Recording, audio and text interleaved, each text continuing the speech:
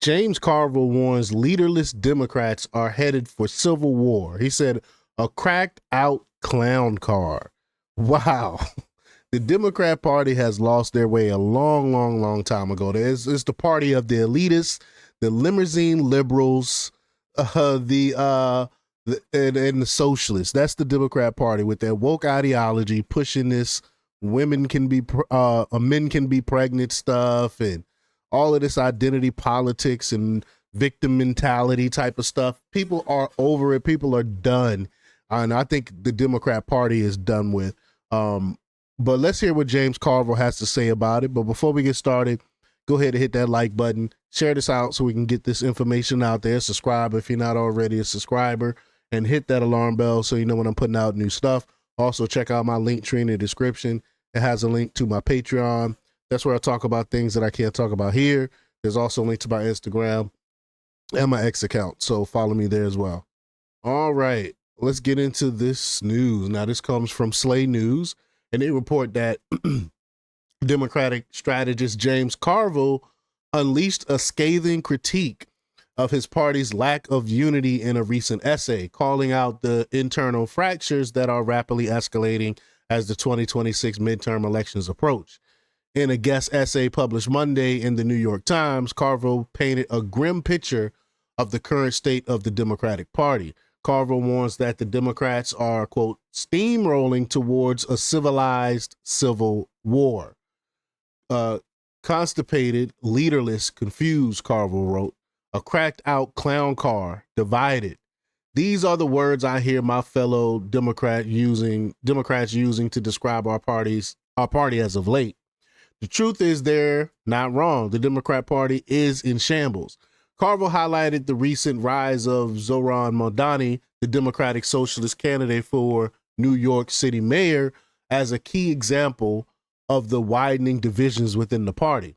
He called Mamdani's victory in the city's mayoral primary, quote, an undeniable fissure in our political soul.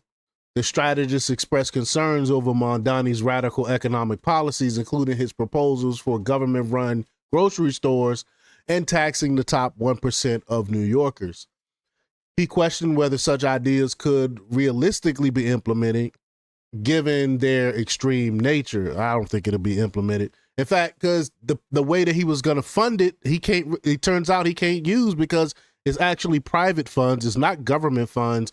And so he can't take those funds and use it for this so-called government grocery stores. But anyway, quote, we are divided along generational lines. Candidates like Mr. Mamdani are impatient for an economic future that folks my age are skeptical can actually be delivered, Carville said. That's because y'all have a little sense, at least. Y'all know that socialism does not work. We know this from history. I say time and time again. The Democrat divide goes beyond generational differences, Carville argued. He pointed to the deepening ideological rifts within the party, including divisions over Israel and Hamas, healthcare policy, and other core issues. Quote, we are divided along ideological lines, Carville added. A party that is historically allegiant to the state of Israel is at odds with the growing faction that will not look past the abuses in Palestine. From Medicare for all purists to Affordable Care Act reformists, the list goes on.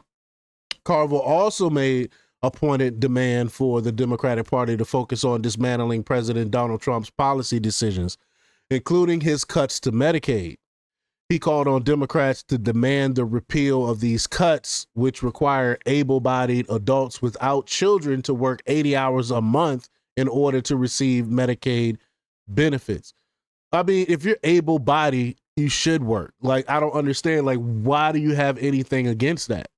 The strategist did not hold back in criticizing the Trump administration's military spending priorities, arguing that Democrats should push for the repeal of military budget increases, stating that it was time to end the endless wars that Trump had perpetrated. What war did Trump start? He said, quote, we must demand a repeal to end the endless wars because the bill boosts military spending to $1 trillion for the very first time, Carville said. Carville also expressed frustration over student loan protections and cuts to SNAP benefits, urging Democrats to demand a repeal of these program reductions. Quote, "We've never had a simpler, more unifying opposition message," Carville asserted. "Soon it will no longer be possible to avoid a brawl between the factions ignited back in the 2016 Democratic presidential primary. But for now, whether you're the progressive Mr. Mondani, the centrist former Rep. Abigail Spanberger, I don't think she's a centrist, running for the Virginia governorship, or even Elon Musk, we can all agree on one thing. We demand a repeal. Onward to the midterms." Carville's remarks highlight the urgency of the battle within the Democratic Party as it faces internal strife, struggling to reconcile the growing divide between its progressive wing and its more moderate faction. With the party's future in the balance, the 2026 elections could determine whether Democrats can find common ground or continue to spiral into infighting. I think that's what's going to happen. There's going to be more and more infighting because you can't ration with some of these people. You can't ration with some of these leftists. They are too far gone. You can't. It's either their way or the highway. They're all or nothing thinking. So I don't really see them reconciling. I don't see them working this out. I think this is the end of the Democrat Party. I think more and more socialists are going to win in these state elections. They're going to win a lot of these city mayoral races, just like out there in Minnesota, and in New York. You see these leftist candidates winning, and they don't have what it takes to win nationally. And I think that's going to be the downfall of the Democratic Party. But y'all let me know what y'all think about this. Leave y'all comments down below. Like, share, and subscribe. And check out jjthepsychotherapist.com for the latest in news. Until next time, peace.